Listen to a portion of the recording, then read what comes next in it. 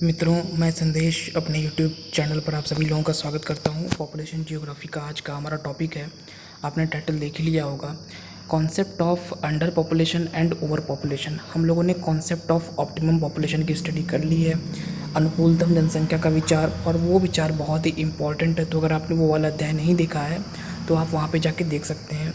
और आज के इस अध्याय में हम लोग अधिक जनसंख्या या अति जनसंख्या, ओवर पॉपुलेशन और अंडर पॉपुलेशन या अधो जनसंख्या पे बात करेंगे, न्यून जनसंख्या जिसे बोलते हैं।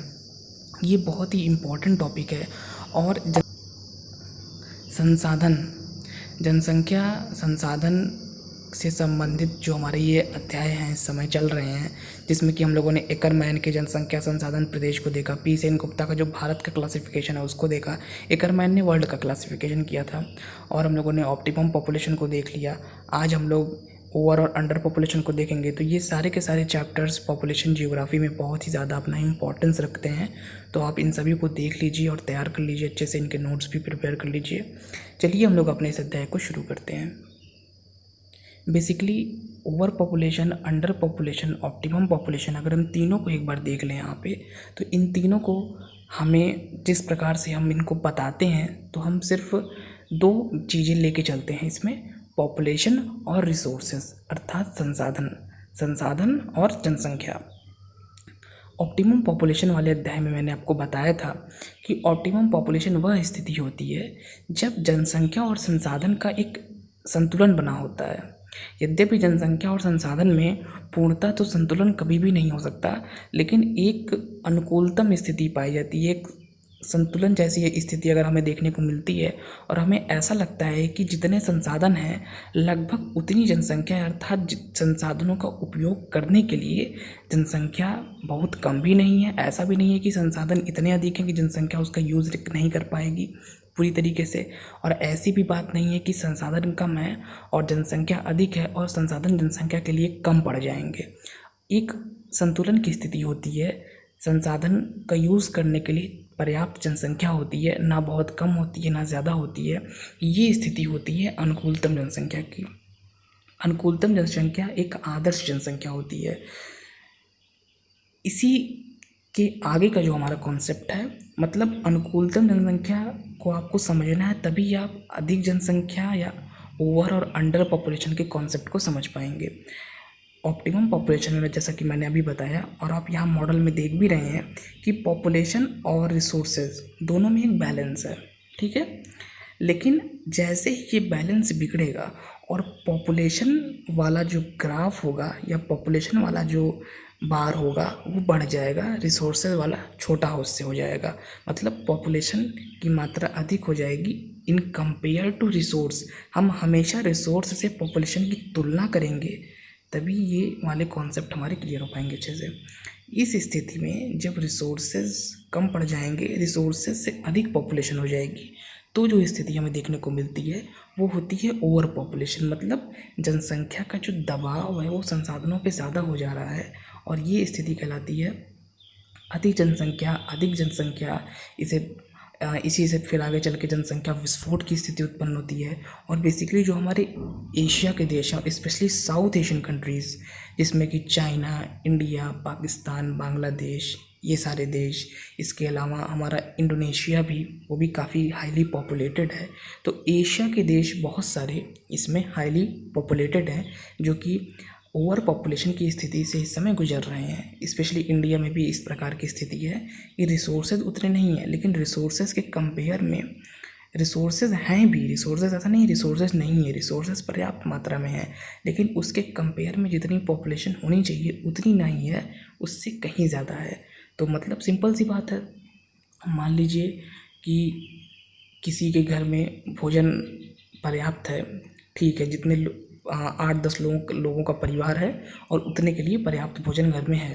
राशन सामग्री सारी चीज़ें हैं। लेकिन अचानक से 10 लोगों के लिए तो वो पर्याप्त है, लेकिन अचानक से मान लीजिए घर में 10 लोग और आ जाए, 10 लोग और आ जाएँ, 20 लोग आ जाएँ, तो भी आदमी किसी तरह मैनेज कर लेगा। मान लीजिए 5-6 लोग और आ जाएँ तो भी आदमी मान लीजिए अगल बगल से लेके किसी तरह मैनेज कर लेगा। लेकिन अगर आप ये सोचिए कि 10-12 लोगों का राशन है घर में और अचानक से 100, 150, 200, 500 लोग या 1000 लोग आ जाएं, तब आदमी बिल्कुल मैनेज नहीं कर पाएगा। तो वो हो जाएगा ओवर पॉपुलेशन वाली वहाँ पे स्थिति आ जाएगी। तो मैंने एक छोटा सा सरल सा एग्जाम्पल आपको देके यहाँ पे बताया है।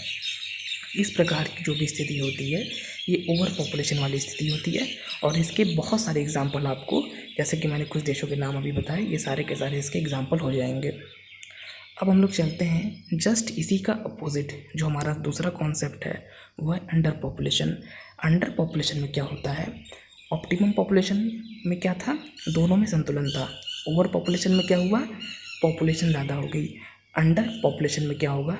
रिसोर्सेज तो ठीक है, रिसोर्सेज तो पर्याप्त हैं, लेकिन रिसोर्सेज का उपयोग करने के लिए जितनी पॉपुलेशन रिक्वायर्ड है, जितनी पॉपुलेशन या जितनी जनसंख्या की आवश्यकता है वो उतनी नहीं है, उससे कहीं ज़्यादा कम है।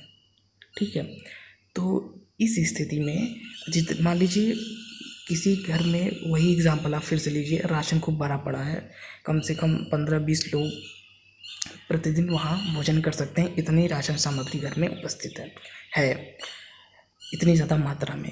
लेकिन घर में रह कितने लोग रहे हैं? मात्र 2 लोग रह रहे हैं। तो क्या होगा? ये अंडर पॉपुलेशन वाली स्थिति है। मतलब यूज़ करने लायक सामग्री 20-25 लोगों की है, लेकिन हैं केवल कितने लोग हैं? सिर्फ और सिर्फ आपके वहाँ पे 2 लोग, तो बाकी सामग्री बची पड़ी हुई है। तो ये मैंने सिर्फ एग्जांपल देके आपको समझाने का प्रयास किया है कि ये बेसिकली अंडर पॉपुलेशन वाली स्थिति होती है कि रिसोर्सेज तो बहुत अधिक है, लेकिन उन रिसोर्सेज का हम यूज़ कर पाएँ इतनी जो है पॉपुलेशन नहीं है। और यही स्थिति होती है बेसिकली न्यून जनसंख्या या अधो जनसंख्या या अंडर पॉपुलेशन की। और बेसिकली इसमें आपको बस जनसंख्या और संसाधन में कंपेयर करना पड़ेगा। और जैसा कि आप सामने मॉडल में भी देख रहे हैं, मॉडल में भी मैंने ऐसा ही दिखाया है कि रिसोर्सेज अधिक हैं, पॉपुलेशन कम है। ऑप्टिमम वाले में दोनों ग्राफ लगभग बराबर पे रहेंगे, और ओवर वाले में पॉपुलेशन वाला ग्राफ आप बढ़ा देंगे और रिसोर्सेज वाला जो ग्राफ है वो छोटा रहेगा। तो इस प्रकार के जो मैंने मॉडल दिखाए हैं, ऑप्टिमम वाले में भी मैंने ऐसा मॉडल बनाया था। तो जब आप इस आंसर को लिखेंगे, जनरली ये शॉर्ट में ही आता है, तो आप इस तरह के एग्जाम्पल उसमें दे सकते हैं।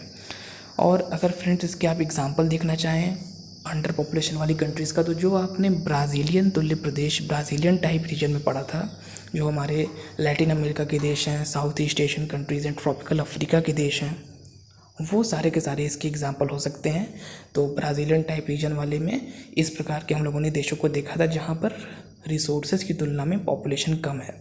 और जो हमारे इजिप्शियन या चाइनीज़ टाइप रीजन वाले में हम लोगों ने देखा था, उसको आप, वो सारे देश आ जाएंगे ओवर पॉपुलेशन वाले में। तो फ्रेंड्स फ़िलहाल पॉपुलेशन जियोग्राफी में ये हम लोग का अंडर और ओवर पॉपुलेशन का ये छोटा सा सरल सा अध्याय यहीं पर समाप्त होता है। इसको मैं ज़्यादा लंबा नहीं करूँगा क्योंकि ये बहुत ही इजी टॉपिक है, तो इजी टॉपिक को इजी ही पढ़ना चाहिए। तो बस इसमें इतना पर्याप्त है। शॉर्ट नोट्स इस पे जनरली आते हैं, तो उतने के लिए इतना सफिशेंट है। आप यहाँ से उसको समझ लीजिए और अपने शब्दों में उसे आप बना सकते हैं। और फ़िलहाल इतना ही। अगर ये वीडियो आपको अच्छा लगा हो, इन्फॉर्मेटिव लगा हो, तो इस वीडियो को लाइक करें, शेयर करें, और अगर कोई क्वेश्चंस हैं तो कमेंट बॉक्स में ज़रूर लिखें। मैं ज़रूर आपका जो भी क्वेश्चन होगा उसका मैं आंसर दूंगा, रिप्लाई करूंगा। और वीडियो अगर अच्छा लगा हो तो शेयर भी करें इसको, और हमारे इस चैनल को सब्सक्राइब करें। Thank you friends.